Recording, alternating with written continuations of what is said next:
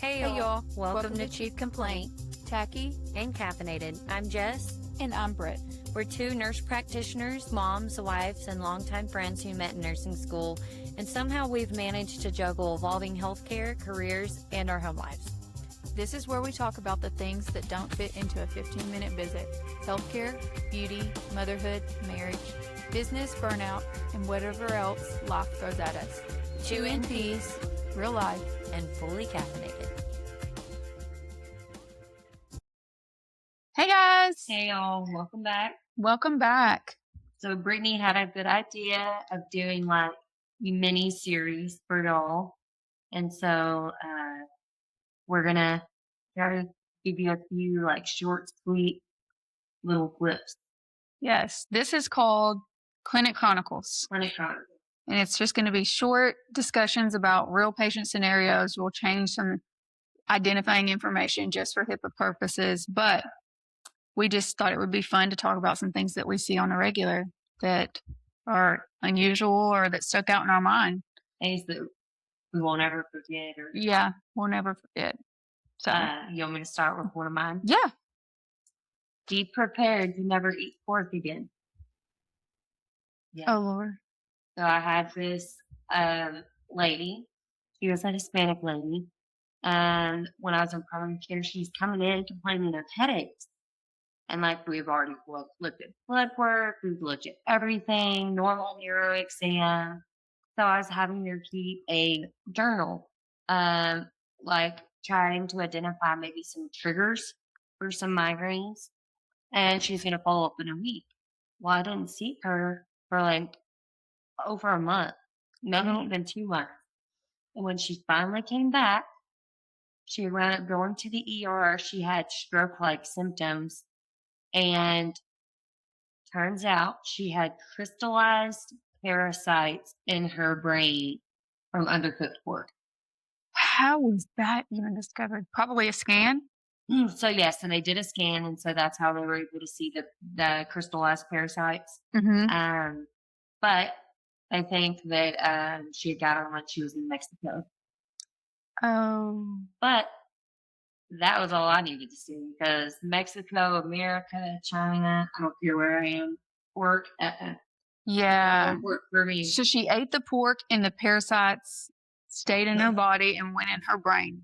I guess so. Wow. Yeah. Can you get them out?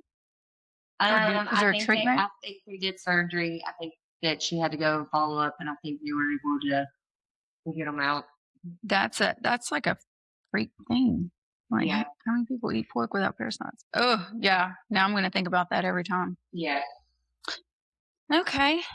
Let's see. That one was good. How do I top that one? Let's see. The next one would be, well, one that's most recent is I have a patient that I've been seeing since I opened, and she's a clean eater. She eats holistic. She eats lean. She eats small meals. Did have a history of like an eating problem back in her teens, but so she'd recovered from that, and she just said there was just abdominal weight that she could not get off. She was in her 60s, high energy, super, busy, energetic, but she could not get the weight off around her abdomen, and that's what was bothering her. And she was a pretty lean individual. So she tried GLP-1s, wasn't losing the weight. So we did hormone therapy, got her started, still wasn't losing any weight. We maxed her out on semaglutide. We'd gone up on tirzepatide a few times. And then I guess out of desperateness, she went on to the gray market and bought Retta and started dosing Retta herself. Well, then she started having gallbladder issues. Well, she already had gallbladder issues, but because of taking the GLP-1, it exacerbated. So every time she was eating, she was having this biliary colic, like she's like a pain I've never felt before. And so scanned her gallbladder. She's got sludge and stones. She needs a removal. Won't do it. And so she ended up stopping the Retta because I had mentioned to her. I said, I think it's the Retta. And I'm not just saying that. I think it's been happening with the GLP-1s, but it became more prominent with Retta. Still not losing weight. and she's being very cautious. So she's not eating high fat food because that's what's causing the pain. So no avocado. She couldn't have like certain cheese. Like it would onset it. And I'm like, just get the gallbladder out. Just get the gallbladder out.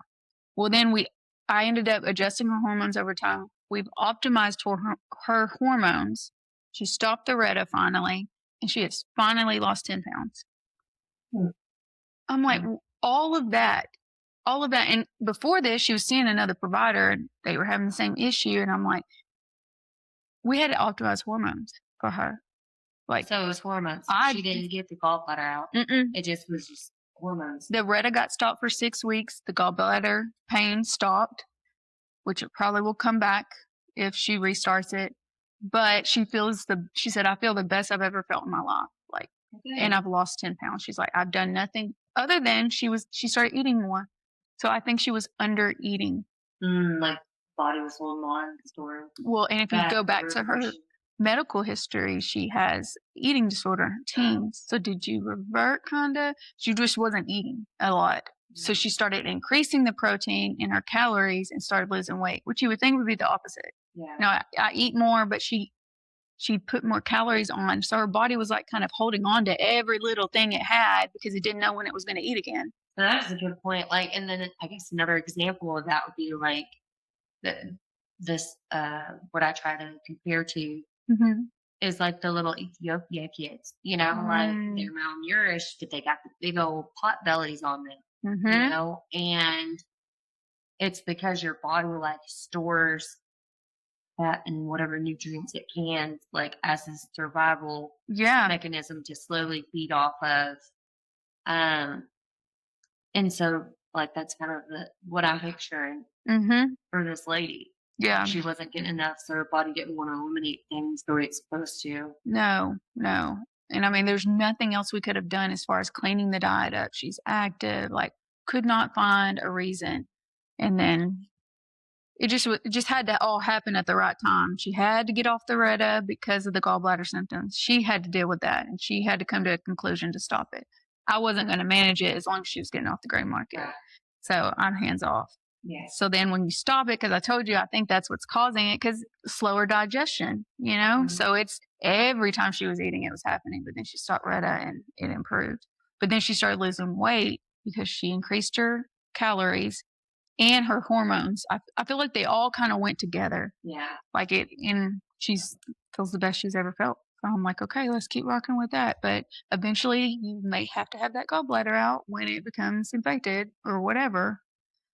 So you just go with it. You know what the outcome's going to be, but you can only do so much, education until it's up to the patient. Well, my next one happened like many years ago. I was working at a little rural hospital in East Texas, and I had this patient. I come on shift, and they were saying this patient had been having fever all night, like bad migraines, possible seizure-like activity. Well, I go in there to assess him, and they have a space heater in there with the patient. He has like 6 blankets on because he's cold, but he's running a high fever. When I checked his temp, it was like 105.0. I was like, absolutely not. Like, we had goods going. I was like, snatching blankets away. 105? 105.0. I was like, did I hear that right? Yes. And that was with taking antibiotics. So you don't need a towel, etc. So wow. I started snatching blankets away, took the space heater out, and I was like, you can have a sheet, but like you can't be covered up. And I think that's like a big time myth that like people don't understand. They're like, oh, when we cover up, I'm sweat it out. I'm like, no, that increases your fever even more. Yeah. So if you already have like a high fever, I'm sorry. Especially with little ones. Give you a sheet, like so you have something, but it's got to be something to absorb and what you're doing and still cover you. Yeah. Everything. But neither here nor there. So I went and I got the provider, and the ER nurse followed him in, and I guess was gonna prove me wrong or something while I'm talking to the provider and like giving the hospitalist the rundown of everything that's happening. Mm-hmm. The other ER nurse went over there and stuck a thermometer in the patient's mouth, and then, like, real smut like, turned the thing around and was like, "It's 98.4." And I said, "He's eating ice nonstop. Get a rectal test." And when he got the rectal test, he got the same reading that I did. And I don't remember what they wound up doing, but like they were like, "Okay, we'll give him like another round of Tylenol, blah blah blah." Well, I spent time talking to that patient, and this is still where I was at RN, by the way. So I spent time talking to the patient, and like one of the big things, like they couldn't figure out what's going on with him, is like we forget about environmental factors. Yep. He had neurotoxicity. From He what? sprayed pesticides at the plant farms that were there local. And he had just been spraying pesticides, not wearing a mask. Oh my goodness. And he had to spray some of the closed, those like dome. The greenhouses? Yes. He was in there spraying those pesticides. So he was inhaling all that. And I mean, I figured it out towards the end of my shift. And I told them, and I still, I don't know why. I guess because I was an agency nurse, you know, and then filling in, they didn't want to listen like or give you like credibility. But I told that patient, I was like, if you're not getting answers here, you're going to have to advocate for yourself. And I'm highly suspicious of neurotoxicity. I was like, and if they don't take you serious, you're going to advocate to transfer somewhere. Exactly. But yeah, I always wonder what ended up happening with that guy. Wow.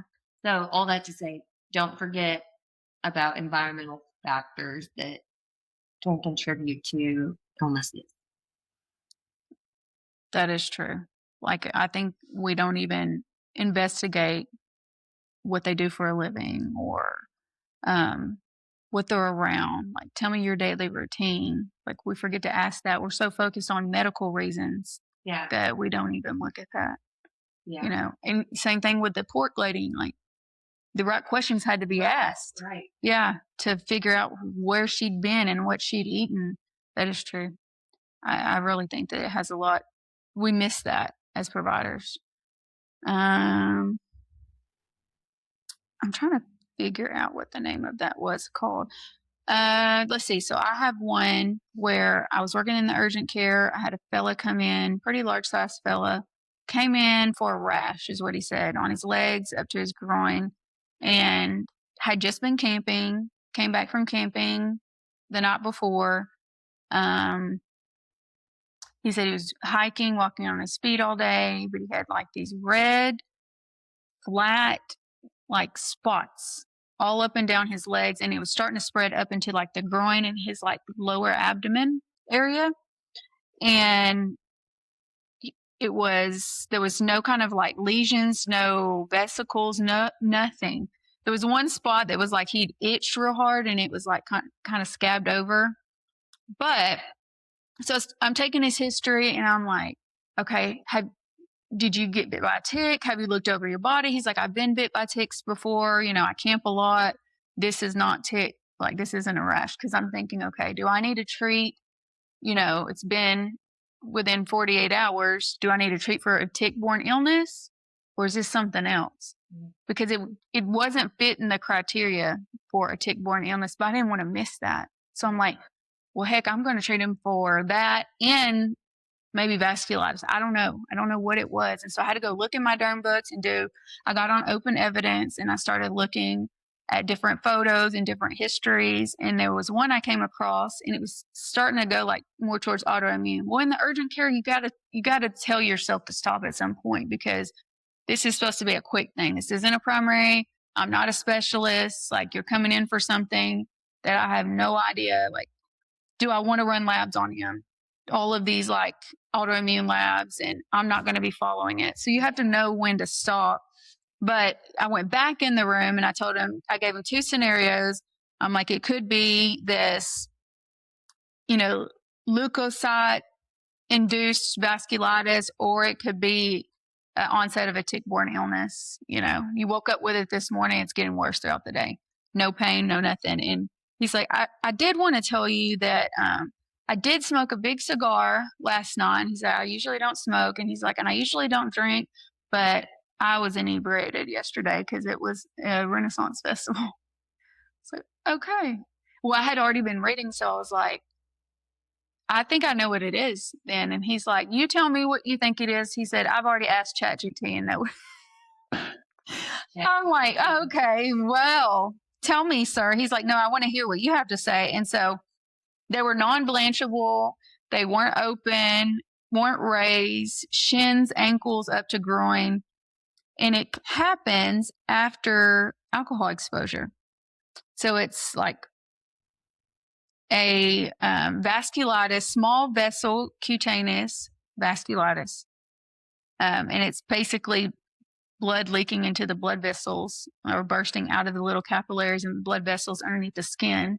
And it starts in the legs and it moves up. So I was like, how in the world would I have ever come to that conclusion? So then I didn't treat him with the tick-borne illness protocol. We went more for like a vasculitis. I gave him steroid shot there. But it was weird.